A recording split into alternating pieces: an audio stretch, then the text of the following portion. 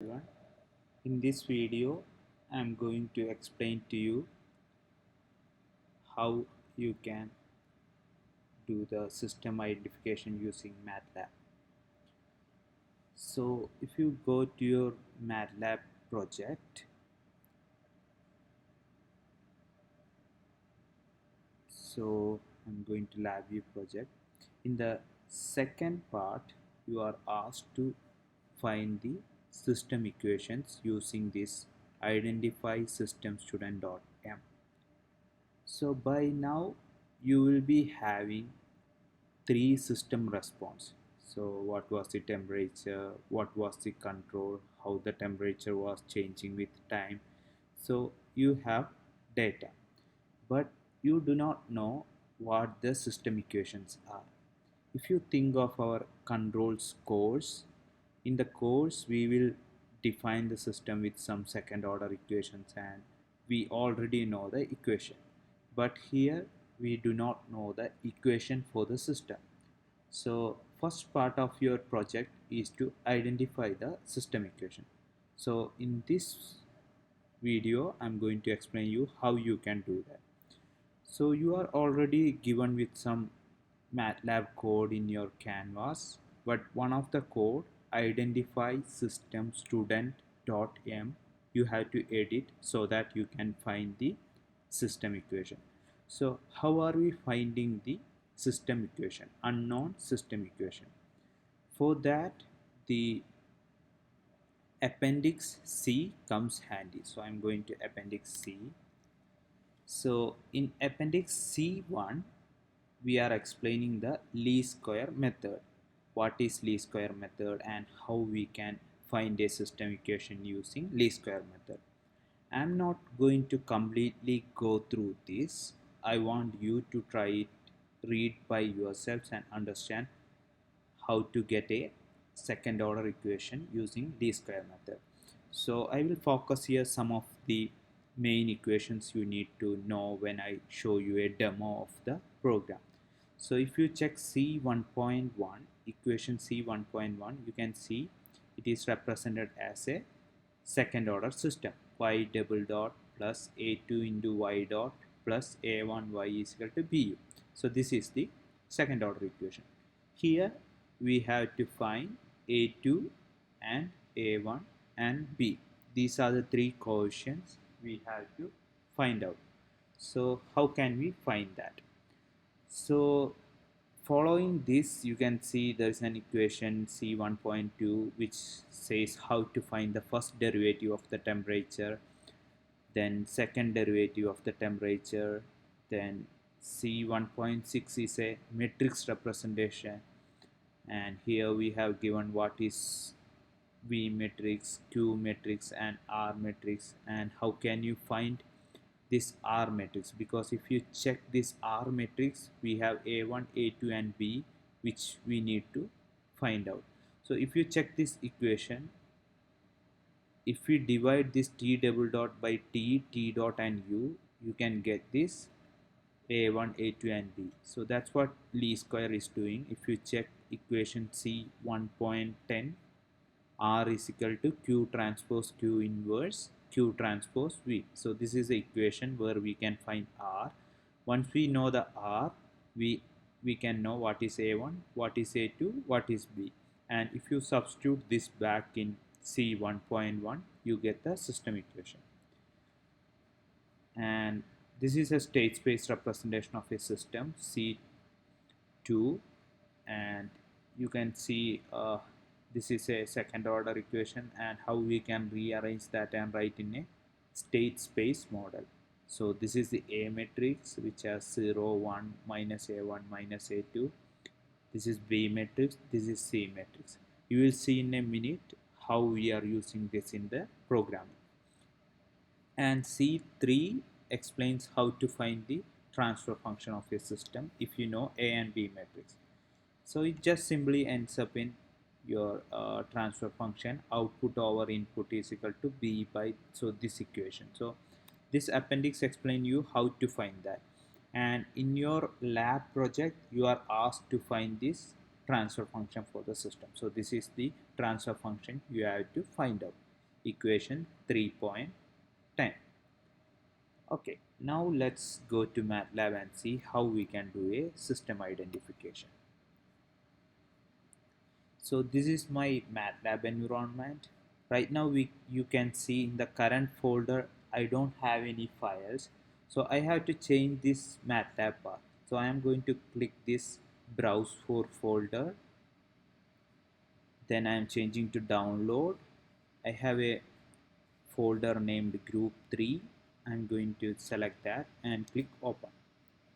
Now I open that group 3 folder and my MATLAB path is set to that group 3 folder. Here you can see I have uh, 3 MATLAB files which I have provided in the canvas, and these 3 text files is the file I saved when I run the MATLAB run the LabVIEW project part. So if I double click one of these, you can see the first column corresponds to the time, second column corresponds to the temperature, and third column corresponds to the U value or the control.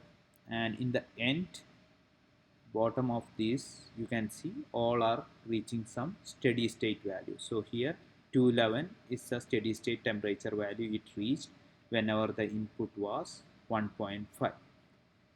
Now if I check input 2.5, you can see the temperature is at a higher value. So here it is 308 is the steady state value, and for an input of 2 it will be between that, and 262 was the steady state value. So these are 3 text files from which we can get the data. So now what you have to do is you have to program this identify system student.m. So most of this code is already written for you and you don't have to write much of it. But let me explain some of the lines in this code. This clear all, it clears whatever you have in this workspace. Close all the figures open in the MATLAB environment. CLC, as I mentioned in a video before, it clears the command window. Then station number, you have to input a number here whichever station you are sitting. So for me I'm putting it 3. Then these files v and q, these are some initialization variable, you don't have to worry anything. Then these all are we are saving for the second program which is already written for you. Then this is a for loop which goes through and find how many text files, goes through all the text files in your folder. So here you can see it is browsing through all the files in the folder, and whenever that name matches the text it is going through these lines. So whenever first text is met, the data is read from that text. Then in that time is read as small letter t, and capital letter T is the temperature, and small letter u is the controls. So we are reading all these from first text file in the first time when the loop runs. Similarly we will read second, third. So whenever first time we read this, we are saving this data for future. That are these 2 lines. In line 61 you have to find the first derivative of the temperature. So if you go back, to find the first derivative of temperature you have to find the difference in temperature divided by time. So for this you can use some commands. You have already learned about diff command, so I will suggest you to write something here which finds you the first derivative of temperature. We know temperature is variable t and time is small t, so you have to equate to this equation and find the first derivative. So I'm going to input that equation here.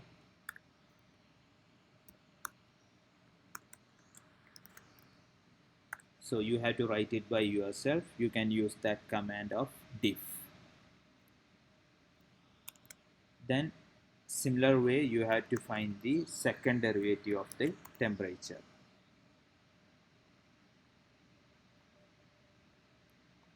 So you can use this variable's difference divided by type.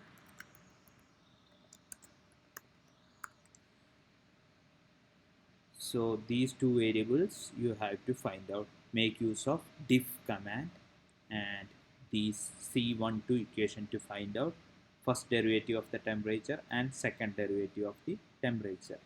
Whenever you find the first derivative of temperature, you will be less by one element, and whenever you find the second derivative of the temperature, you will be down by two elements. And now in line 64 and 65 you are going to concatenate the vectors. What is meant by concatenation is you have three text files, so every text file you are getting value and you have to concatenate it in every loop.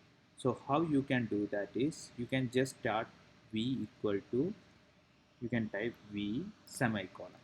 Now you have to, what this means is that add to the v next thing. So what we have to add in the v matrix, you have to go in equation c 1.6.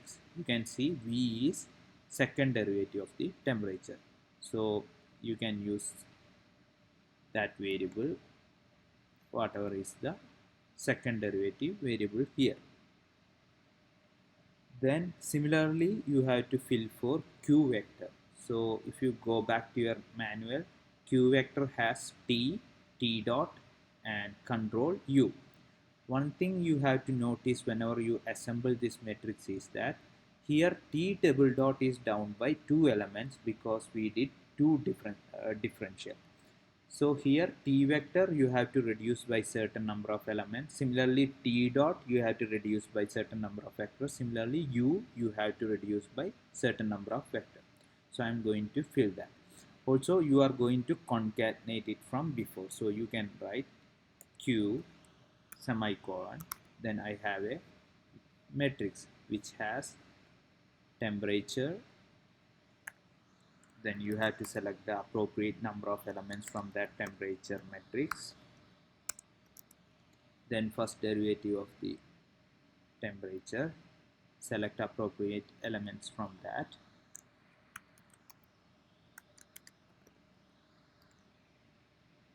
similarly u matrix, select the appropriate number of elements to match with the second derivative of the temperature. With that you are finished with entering v matrix and q matrix.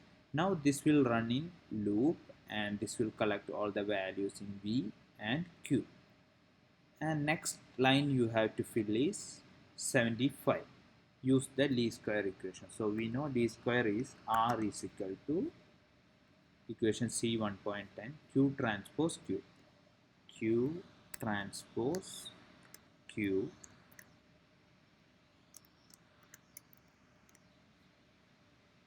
inverse. So you can use a forward slash for inverse, and q transpose, transpose means single quotes, multiplied by v. So this will give me the r matrix. And in 78 you have to 78 79 you have to find a matrix and b matrix, which you can find it from appendix C2. A matrix has 0 1 minus a1 minus a2, and if you go back, so first element and second element corresponds to a1 and a2, third element corresponds to r3. So here you have to write that matrix using that r vector.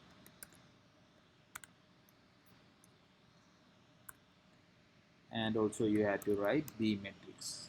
B matrix is